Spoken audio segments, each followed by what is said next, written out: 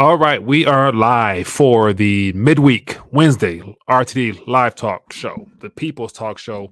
Excited to connect. Looking forward to just basically sharing with you some updates on what things are happening around the world, as well as keep an eye on the decoupling or the de-dollarization process.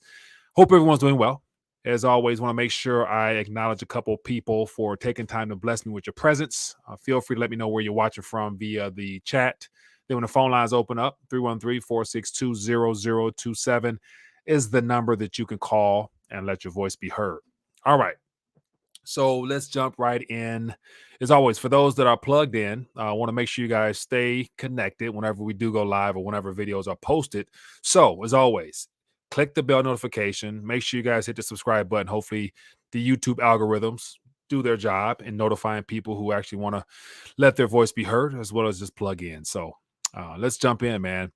As always, last minute scrambling to try to put together something worthwhile for you guys. So hopefully you guys find value in it. Just trying to take the words that's given to us, put them in picture format via visual aids. And so I really enjoy being able to, put those things together to bring them to you guys. And hopefully you find value in them. As always, if you do, please share them so more people can find out what's going on. All right, let me check in via chat, then I'll get into some headlines. And I just literally last couple of minutes combed the airways to grab one or two different articles. And just based upon this headline here, it looks like there may be more moves to the Russian ruble for payment. So we will see. But anyway, let's check in. We got Jay checking in.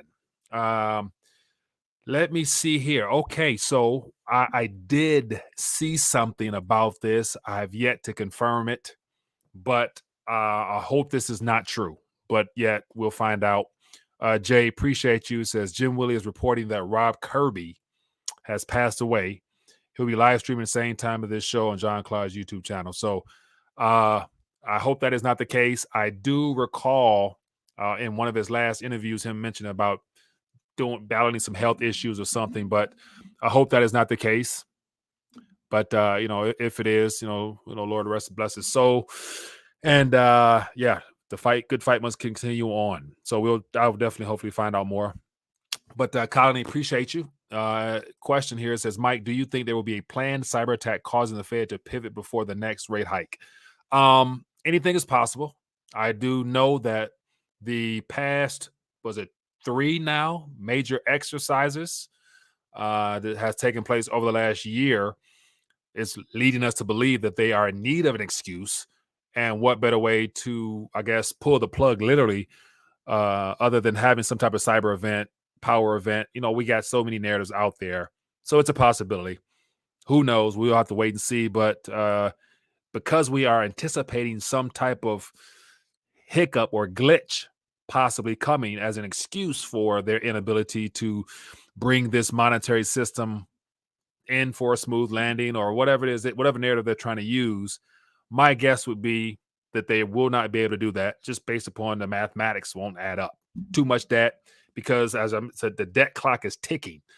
And is it too late? In my opinion, it is too late to make due on all those past obligations, including all these broken promises waiting to fail up top. Anyway, okay, we got Jay checking in, alternative. We got Ricardo checking in as well. We got Spare a Dime, Carl checking in. Sashka checking in, Richard, Lightning for thee, Jay, James, Crazy Truth, appreciate you, Edward Diaz checking in, and still Mia Am, if I'm not saying that incorrectly, forgive me, Vivian, Will Smith from Houston. Okay, fair amount of people. Appreciate you guys for blessing with your presence. As I mentioned, it's always great to connect with like-minded people. And let's dive right in. So let me just jump in real quick, try to put together a quick synopsis of today's announcement. If it matters at all, in reference to there appears to be a deliberate attempt to make good on debt obligations from Russia, even though they've been cut off from the world in a sense. And so because they apparently have the funds that they're willing to pay, they're not going to pay them in euros or dollars because it would make no sense for them to do such given the way they've been treated, from the way we've been told. So they said that, hey, we'll make do of all our debts according to our Russian 2022 and Russia 2024 payments in rubles, and they deposited them, looks like, in a certain account at the Russian central bank for the creditors to come collect whenever they want. It's like it's an open account. You want your payment, come get it from us. It's waiting in our vaults. Was waiting on our ledgers, figuratively speaking. But anyway, Sashka, you say you are from Russia, so definitely, man, if you are able to call in when the phone lines open up, we'd love to get real world, real time information from someone who is from our region, if you're still there or have family and friends. But anyway, let's jump in real quick. So this is the visual aid I was scrambling to put together real quick, trying to just put more of the pieces of the puzzle together to give you a more of a microscopic viewpoint on the de-dollarization process. And before I get to that, I just want to make sure for those that perhaps might be new, may not be well versed with what I'm attempting to do.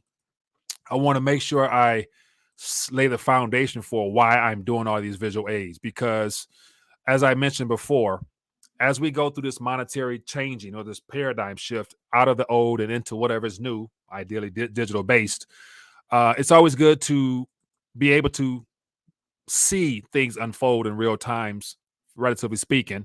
And so we're at this great gray line here.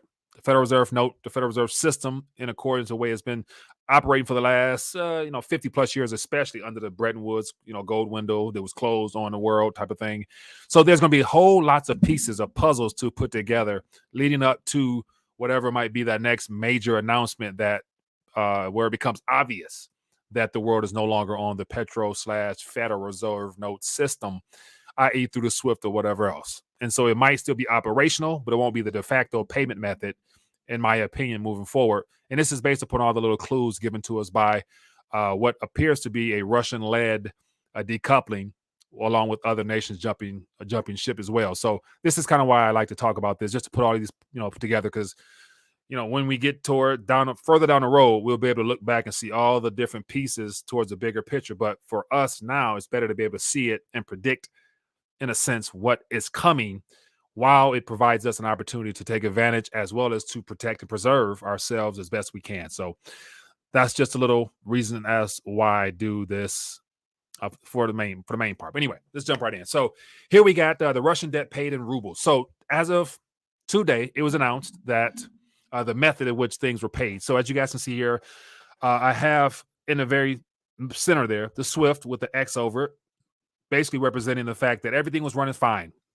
This white line, or this timeline here at the very top, would have been continuous as far as being connected to this bottom one here, had it not been on March 1st or around that time frame where the world decided to announce. We got G7 nations, the unfriendly nations at the very top left. They decided to basically remove what appears to be 7 primary banks from the Russian SWIFT system, i.e. making it a challenge for payments to be received, and then to make it to one up the ante, rather, Putin decided to basically say, since you're going to freeze us out, lock out our 300 plus billion worth of assets, we'll just not pay you in your own currencies. We'll pay you in ours. So this is kind of the timeline to all these events here.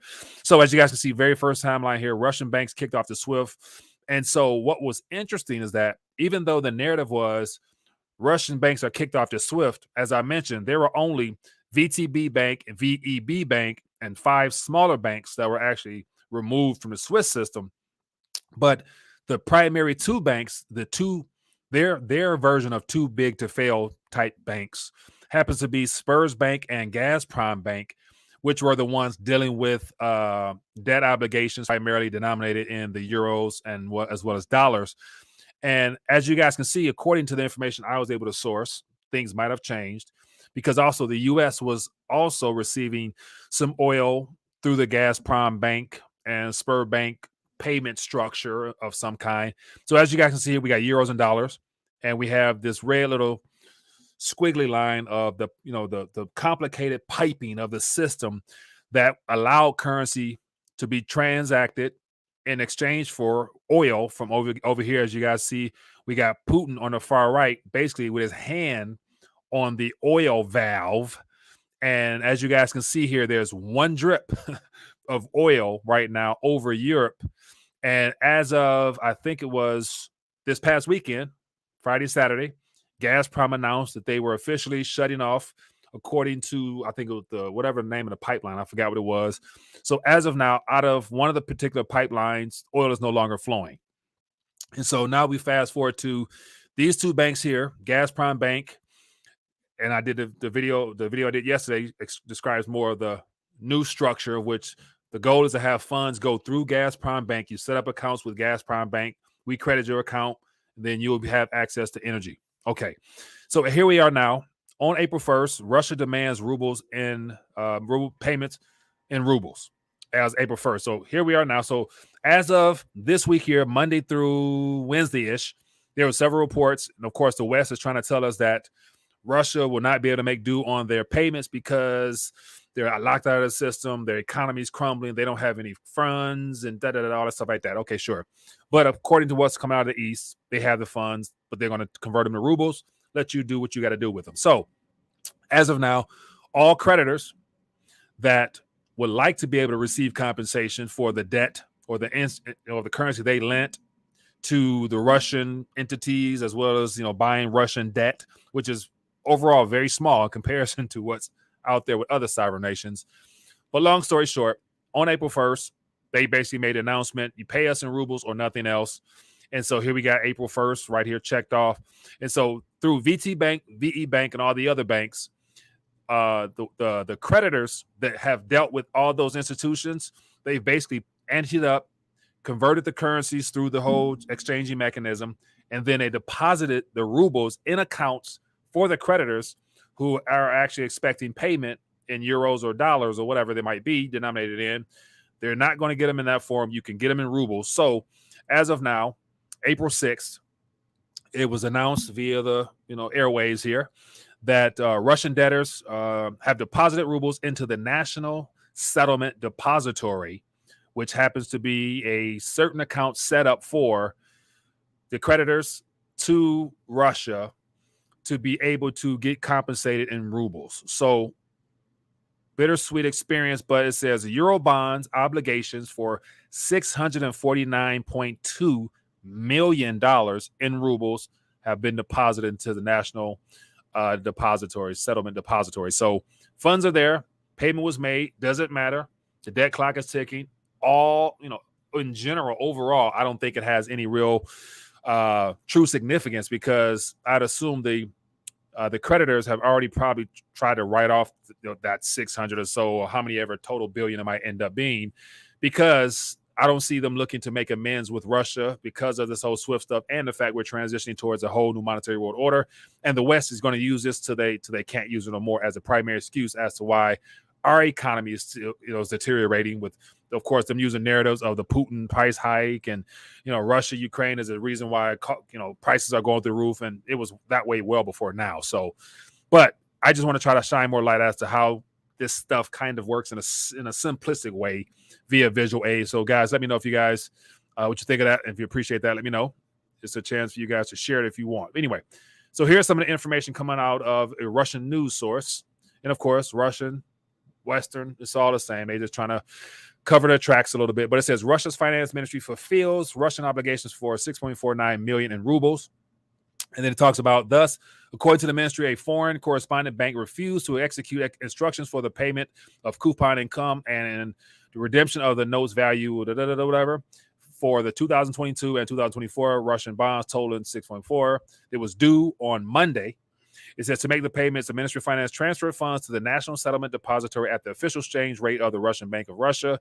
It says thus obligations under the bonds 2022 and 2042 were fulfilled. According to the finance minister, Russia's external public debt. So watch this.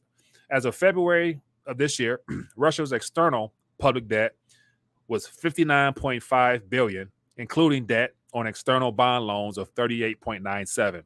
So in total, Russia has 15 active bonded loans with maturities from 2022 to 2024. So the external debt of Russia is $59 billion. That is crumbs compared to the 30 plus $trillion that the U.S. has, not including unfunded liabilities. So 59 billion is not, it's not a big game-changing, economy-rattling type of obligation that the Russians owe to their creditors. Whereas over here in the U.S., especially with the bond sell-off happening, inverted yield curve, mortgage rates at 5%, which is going to definitely slow down the housing market.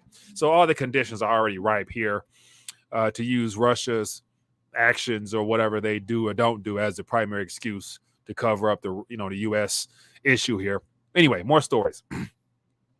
So here's more sanctions that's thrown out there. So according to this headline here, it says U.S. targets Putin's adult daughters in new round of Russian sanctions. So they're taking it to the kids, or not the kids, but his children, adults more than likely. But I don't know anything about them.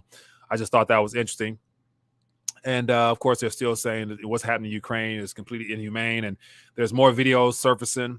And of course, at this current moment, you really can't trust anything you see or anything you hear.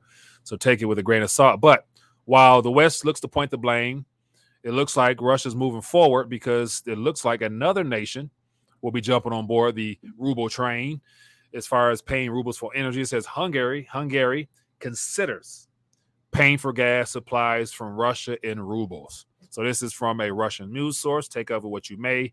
But as I mentioned yesterday, all the nations closest to that Russian border that have been utilizing Russian resources for the past several years, decades, whatever, I'd imagine they're not going to continue to hurt their economies even more by trying to oblige their Western friends or foes.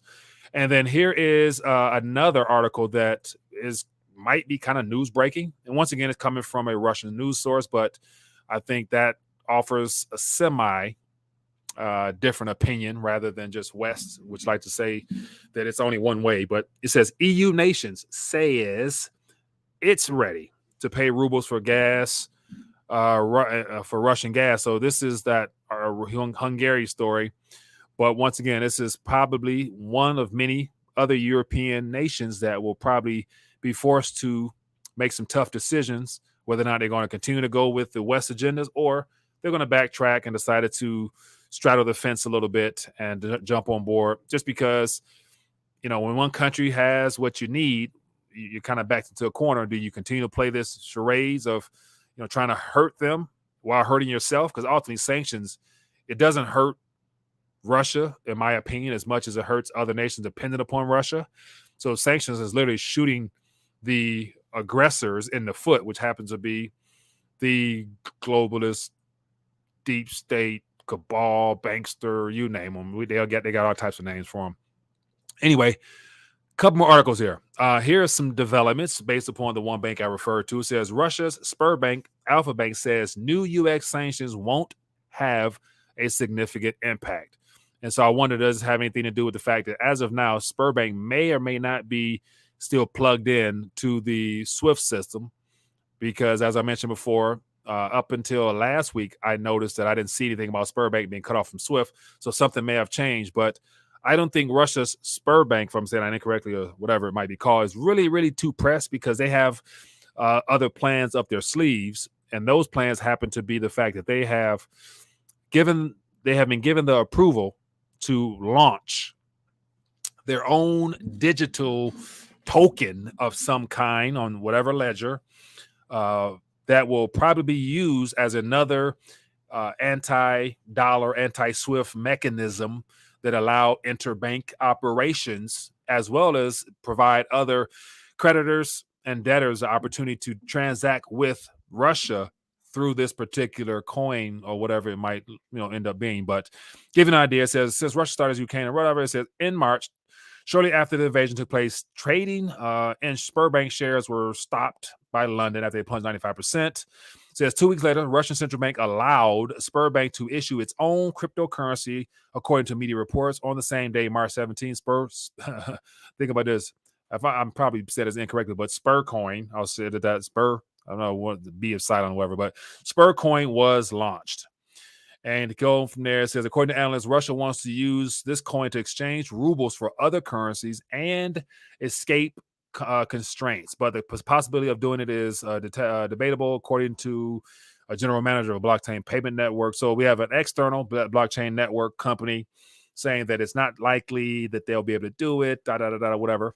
So take care of it or what you may. Anyway, but this is what's happening. These are just some headlines that caught my attention, but I wanted to just bring this to your attention here, just to put this visual aid before you guys and let you see some of the inner workings of this new payment method by depositing rubles into the National Settlement Depository there after what appears to be that the spigot has been turned off heading into Europe. Therefore, we have talks of Hungary looking to be a country in the EU to say, hey, we need some energy here. We're coming back. We're coming, Russia. We're going to do the exchange for euros for rubles. So anyway, curious to hear what you guys think about this. Let me know. And as always, for those people plugged in, appreciate you for blessing me with your time. Make sure you click that bell notification and click the subscribe button if you guys want to stay plugged in whenever we go live. So let me stop ranting, open the phone line, take some calls. And given the current environment we're in now, it boils down to is it too late? Because that is the issue. And at this current moment, there's no way of servicing the U.S. debt. So what better excuse to use other than using, the U.S.'s intention of not allowing Russia to make good on their debt, the primary excuse that they can use amongst many others to basically hide the fact that we're at $30 trillion and counting. And then if you go even further, let me actually go further than that, because it gets uglier as the clock spins. So it says total U.S. debt, $89 trillion. And then to keep it on going, we got Social Security is $21 trillion, Medicare is $33 trillion, total unfunded liabilities, $168 trillion. So the question is, how do you actually pay back $168 trillion, which would equate to approximately $506,000 per tax-paying citizen? You don't. You just don't. You don't pay it back. That's just, no government has ever paid back their debt when it gets to a point of being unsustainable. When the debt to GDP, let me check on this real quick. It's been a minute. When the debt to GDP surpasses 100%, that means basically the government is operating in the negative, and that is never repaid. So as of right here, at this current moment, we're at 125%. So that's literally saying, no, in real terms, we're negative. And so you don't service that. There could be no growth in this environment ever again under this current system. So what does that mean? Based upon history, based upon prior events, you run for the hills. You run in the sense, in my personal opinion, of trying to minimize your exposure to all these unfunded liabilities that are crumbling, because they have been weaponized to keep this thing propped up. Therefore, that's why the world is running towards real world resources, i.e. the things that they need to sustain themselves and to manufacture things for consumption's sake. So yeah, anyway, let's keep moving. Let's keep it moving. So let me see, cut the phone on, so make sure we can get some calls in here. As always, feel free to chime in on any relevant subject matter pertaining to the situations at hand, and we'll keep it moving. So feel free to give me a call, 313-462-0027. And if you like, highlight at Rethinking the Dollar in the chat. I'll try to jump on a question or two or so, and share my 2 cents on it. Michael says we can do a whip around and pay it all off if you like. Michael, explain how we can do that. The only way that we could even begin the narrative of wanting to address all the debt would be to issue some form of confidence and a globally recognizable medium of exchange that would begin the talks of establishing some type of agreement. And that will be the reintroduction of a standard of some kind, which would be pegged to some type of real world resource, i.e. gold or a basket of real world resources, and then be willing to revalue the Federal Reserve note in comparison to that metal there to make it so people can basically see some type of real paper price for metals, and then that leads to the $50,000 gold and $2,000, $3,000 silver, you stuff like that. Anyway, hello, caller. Which name are you calling from? This is Coolest White Dude in Yastraba, Mexico. What's up, my friend? How you doing? Give me a quick thought. What's on your mind? Well, you guys had a conversation last week about the national anthem and the third verse. Mm-hmm. And I'm down here at my ranch, and I have this cool book called The Totalitarian Two-Step by Dennis C. Jansen. Mm-hmm. And the chapter title is War Pigs, and it starts out with a quote from Henry Zionist Kissinger. Mm-hmm. Military men are dumb, stupid animals to be used as pawns for foreign policy. Yeah. Okay, so the third stanza of the national anthem goes like this, and I'll try to sing it for you.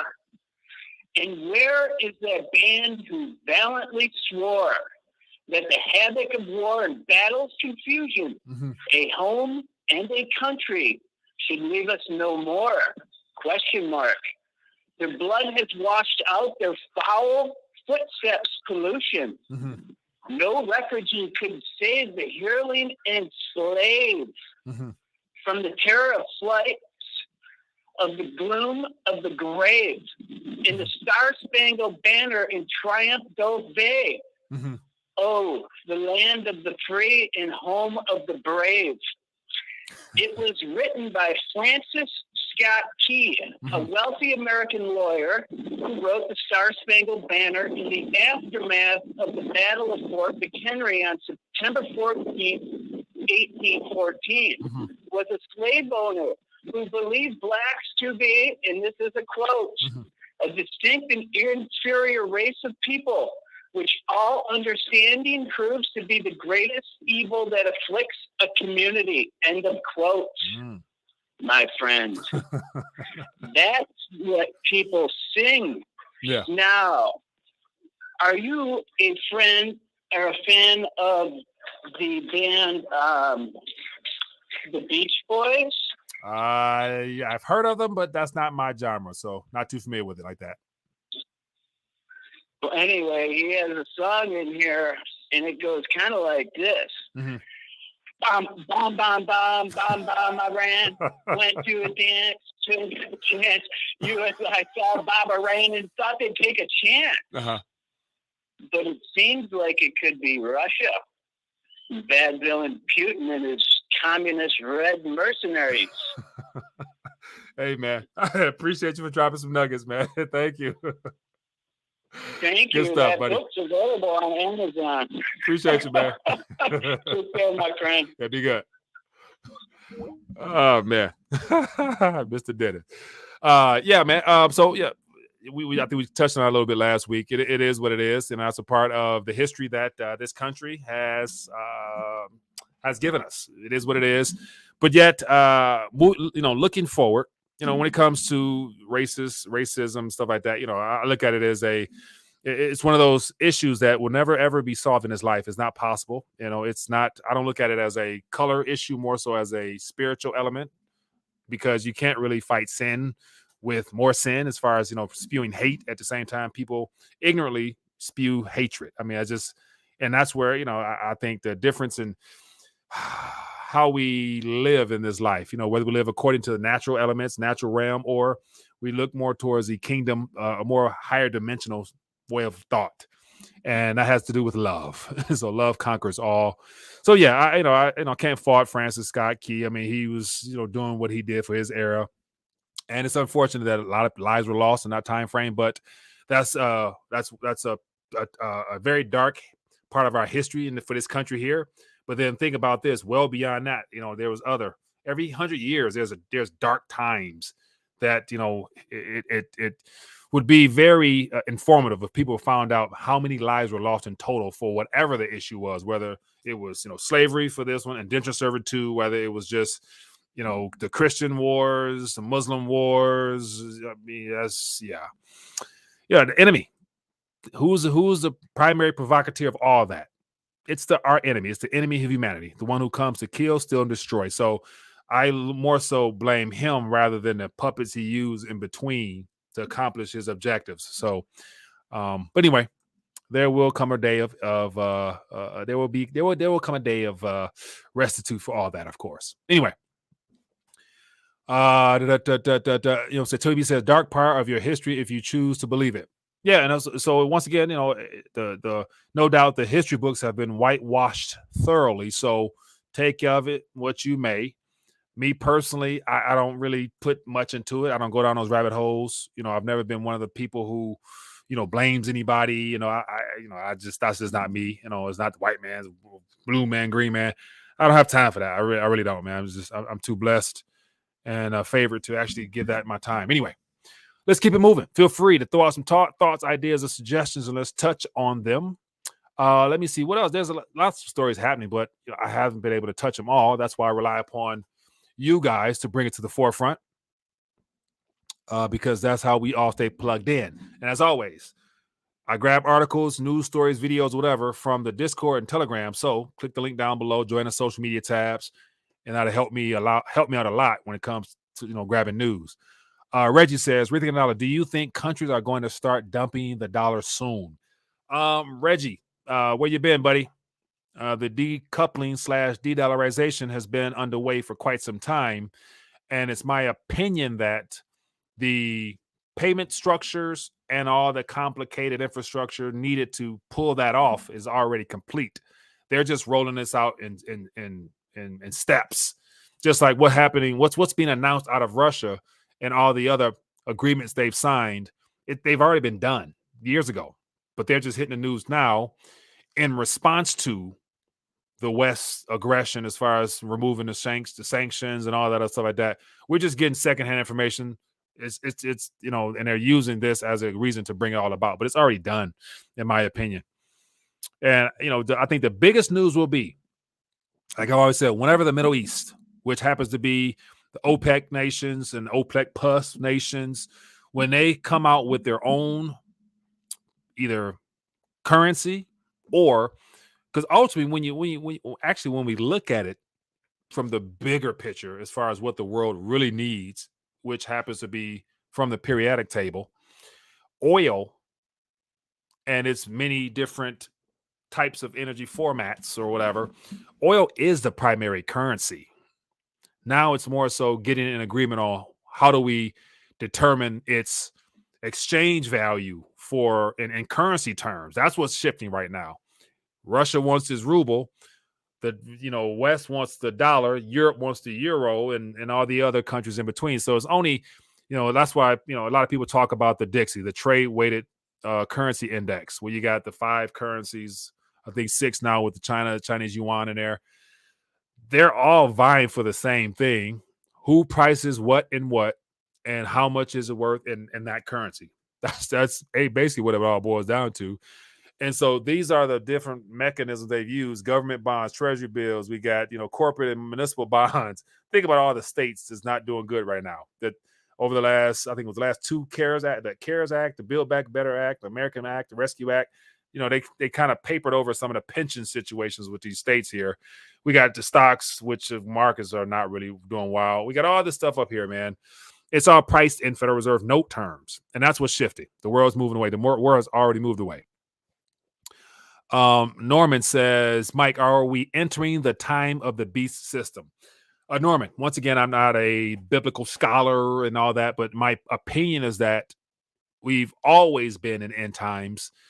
It's just that because how we view time according to a clock, as well as with the months, weeks, and calendars. So we'll say, people have been saying that, 20 years, 30 years, 100 years. God sees things outside of time. So according to him and his word, we're, once Christ fulfilled his responsibility of basically giving us access back to the Father, the clock began. And now certain things are playing out. But I do think according to what's unfolding, we're definitely closer than we were 100 years ago. So I can't give an actual time to it. But end times, beast system, everything we're doing now is working towards that. So that's why, even on the surface, things may appear to be, doom and gloom, food shortages, starvation, famines, pestilence, war. those are all things that are needed to occur in order to get us to the to where we will know in full and be known in full. And those are some of the biblical prophecies that are extremely exciting because it will be very uncomfortable in the flesh. But then again, we have to keep our eye on the prize of what this is all about. This is about basically finishing off something that the enemy thought he was going to be able to finish himself, but yet it's already been done. So yeah, I can go on and on and on, but I'm not. So, but good questions though, man. Let me see here. Keep it moving. What else we got here? Devil is all out for sure. If we can borrow the printer press off from Fed, we can sort it out for them. Whoever controls the energy wins. The Road King, 100%. 100%. The beast is the USA. The mark of the beast is the dollar. Revelations 13. Okay, if that's what biblically, your discernment has led you to believe, then hey, who am I to say you're wrong? So I take it and I chew on it, check with my spirit and see what it says. But whether it is, whether it isn't, if that is the case, then we all got that mark. If if the dollar is the Federal Reserve note is that that mark you're referring to. So, but it is what it is. This is a new era of time. Rose Reed, 100%. It says Discord is in the about page. What we got? Tony B, Discord. Yeah. So yeah, the social media tab. So let me pull it up here. Just because I don't want to clutter up things too much, but let me pull it up here. But I just for the sake, if you are interested, let me grab this stuff here. If you're interested, I just encourage you to connect with the community off of YouTube because at any minute moving forward, we will no longer be able to connect on this resource here. So if you go to rethinkingthedollar.com/social-media, it'll take you to this page here.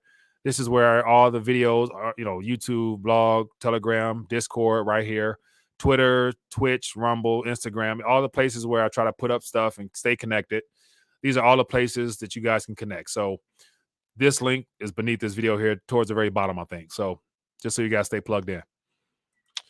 Just because, community is very important. Being amongst like-minded individuals, we may not agree on everything, but as long as we have a common belief towards where we're at, in this current environment and time, I think it's good to be able to connect with your own. So as things unwind, whether we, stay, connected via YouTube or the lights go out or whatever, we'll always be able to just, search Rethinking a Dollar and you'll be able to connect with the like kind. Cause I'm always do my best to make sure I try to provide a way for the community to connect. Well, that's just me. Anyway, but what else we got here? Go look at how many dollars are in circulation. You can find, let me see, TB. Jumping in the conversations. Go look at how many dollars are in circulation. You will find it is only 1.5 trillion. All the rest is credit. Yeah. Digital ledgers on someone else's network, on the commercial banking network in particular.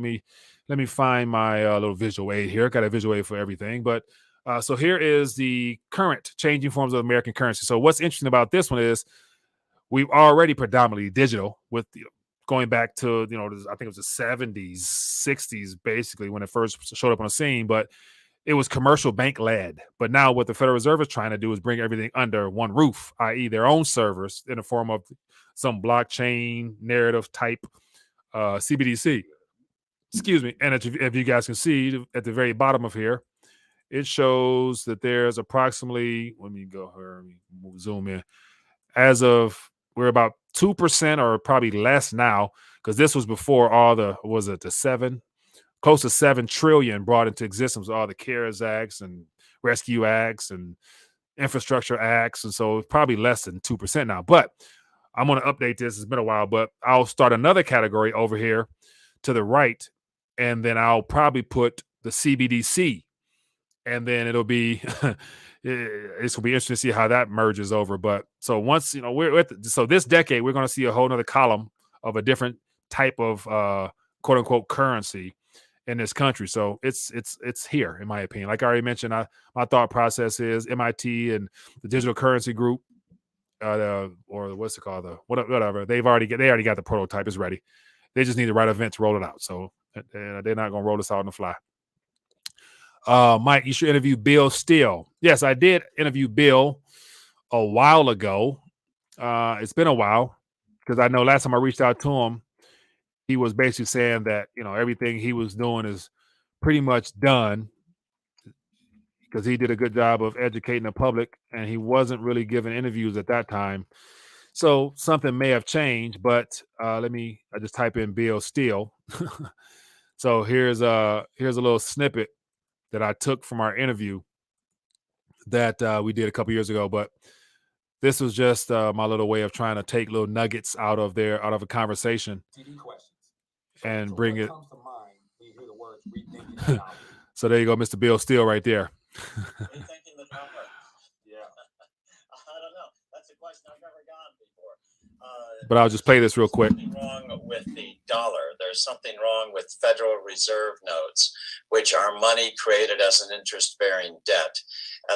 This is as opposed to U.S. notes, which are money simply created by the government without such debt.